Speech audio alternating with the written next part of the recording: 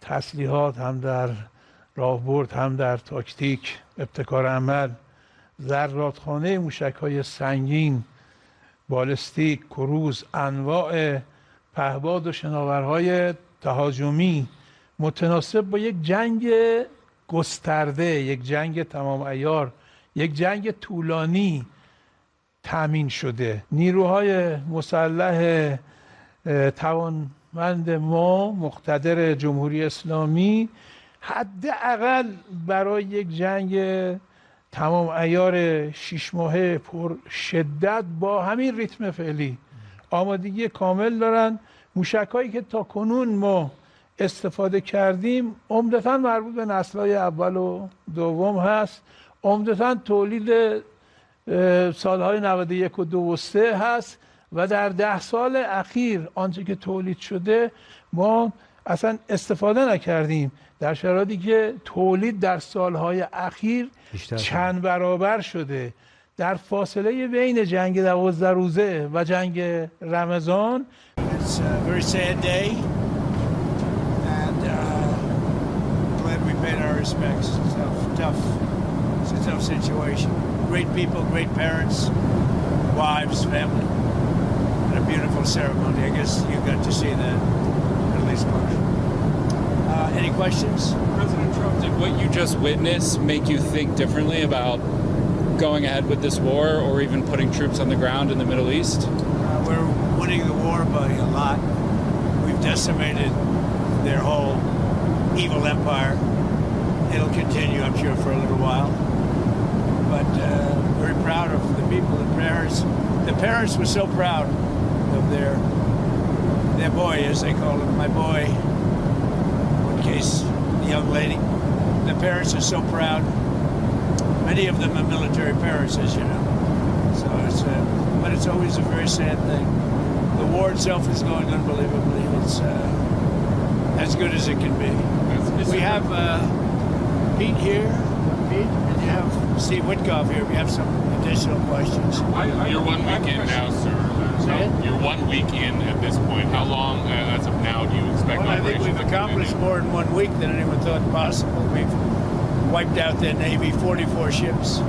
We've wiped out their Air Force, every plane. We've wiped out most of their missiles. You see, the missiles aren't coming much anymore. We've also hit their manufacturing areas where they make the missiles very hard. Their drone capacity is way down. And we've hurt them where it hurts. Including about every form of leadership you can have, we've wiped out. You still expect up to 6 weeks total? I don't know. I don't know. I never reject that, whatever it takes.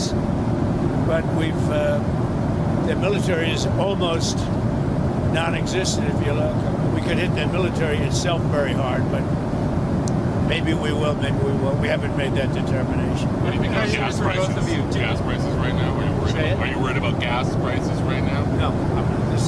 This is a short excursion into something that should have been done for 47 years.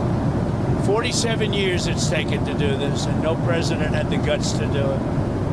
Would you say it's part of war? The deaths are part of war, yeah. It's part of war. It's a sad part of war. It's the bad part of war. Mr. President, did the United States bomb a girls' elementary school in southern Iran on the first day of the war and kill 175 people? In my opinion, based on what I've seen, that was done by Iran.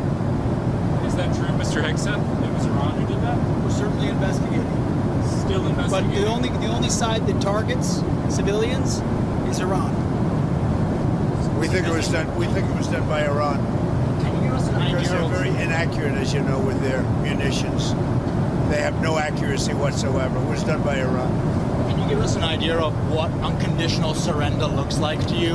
I mean, what do you want from Iran? I said unconditional, not conditional. I said unconditional. It's where they cry uncle, or when they can't fight any longer, there's nobody around to cry uncle.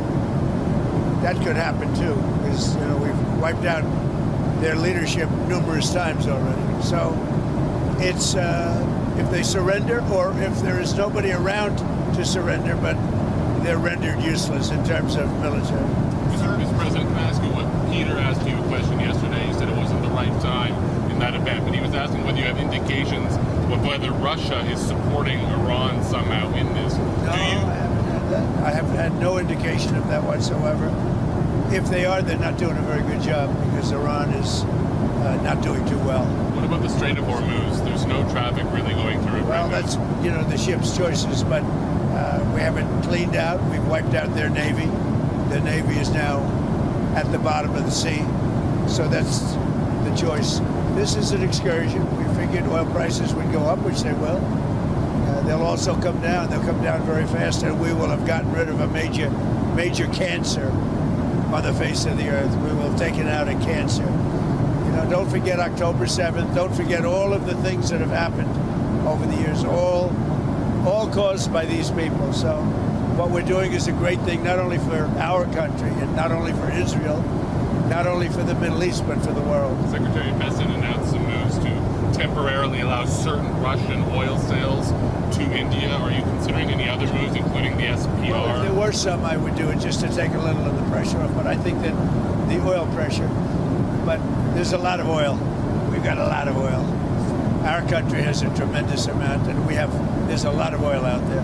That'll get healed very quickly. Would you consider using the SPR or tapping into the SPR at some point? Strategic Reserve? Yeah. Well, I'm the one that built them up. Biden used them so that he could get some extra votes in the election. It turned out it wasn't even him that ran, it was Kamala. And she obviously didn't get any extra votes because we won in an absolute landslide. So he shouldn't have used it for that. He used it to I filled it up, and he brought it down to the lowest level it's ever been. We will start at the appropriate time, which is basically a gut instinct. We will start filling up these strategic reserves. What is it? Subscribe, share, like, and comment. Subscribe, share, like, and comment. Subscribe, share, like, and comment. Subscribe, share, like, and comment. Subscribe, share, like, and comment.